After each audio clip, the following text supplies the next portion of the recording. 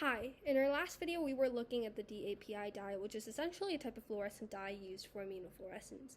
In this video we will be looking at KI67 staining as promised and see how that is used along with DAPI for cancer treatment and monitoring. And just to establish something here, KI67 staining can be done with both immunohistochemistry and immunofluorescence. Now, first things first, what is KI67? Well, KI67, also known as MKI67, is a type of protein in humans that is encoded by the MKI67 gene. It was discovered in a German city called Kiel in a study of the lymphatic system and got the number 67 from the number of experiments it took to discover it. Now, KI67 is in the cell. Just to clarify, it's a protein that exists in the cell and is extensively present during the cell cycle. And just a heads up for those who don't know what a cell cycle is, the cell cycle is a name given to the process through which cells replicate and make new cells. And as you can see, the cell cycle comprises of 4 stages, characterized by G1, S, G2, and the M stage. In the G1 stage, the cells increase in size, and in the S stage, it copies the DNA, and in the G2 stage, it prepares to divide and divides in the M stage, also known as mitosis. In stages G1, S, and G2, which are loosely grouped together as interphase,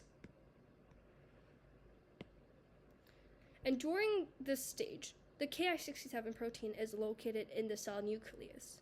And in the mitosis stage, the protein relocates to the surface of the chromosome. Now, what I really want to highlight here is that KI67 is present in all of the active phases of the cell cycle, also known as G1, S, G2, and meiotic phase. During this time, cell proliferation takes place, but KI67 is absent when cells are at rest, which is also known as the G0 stage. This can be seen by the fact that in this specific diagram, the active phases are largely in red, indicating a high expression of the KI67 protein, whilst the G0 stage is nearly colorless, indicating a low KI67 expression. So we really need to understand that it is detected in large amounts only in the cells that actively grow. Now, keeping that fact in mind, what is KI67 used for? Well, KI67 is used as a biomarker for cancer and monitoring its progress. If high amounts of KI67 are detected, we can determine that the cells are cancer cells, and even after detecting the presence of cancer, it allows us to measure how fast cancer cells in a tumor are dividing, i.e. growing. This involves the use of a KI67 proliferation index,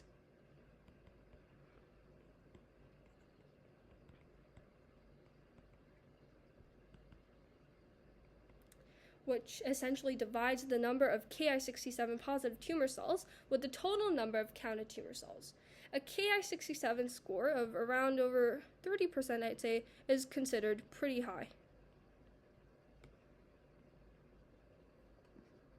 This index is also used to assess patient responses to certain types of treatment, such as chemotherapy and so on, and therefore is very important in oncology. Now let's look at this diagram right here. The index at the left, labeled A, is a diagram of the KI67 proliferation index, also used to estimate the growth rate of tumors. Now on the left, labeled TN, I think this is pretty much short for TNDC, which is triple negative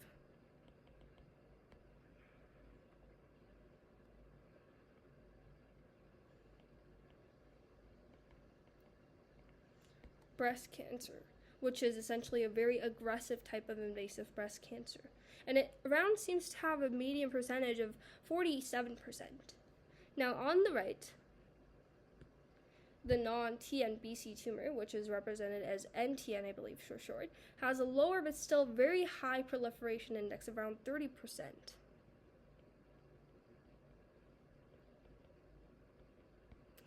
So we see that the TNBC tumor, also known as a very invasive and aggressive form of cancer, has a really high growth rate compared to the non-TNBC tumors. This kind of goes on to verify the statement that TNBC is a very aggressive and invasive type of breast cancer.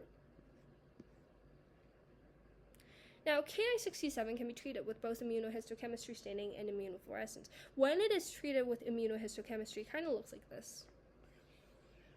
The brown spots right here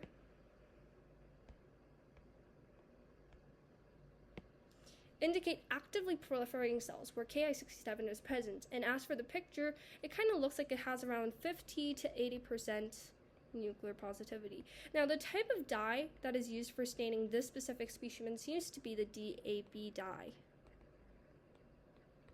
which is essentially a type of immunohistochemical staining used to detect the presence of specific antigens such as the KI67 and stain them as brown.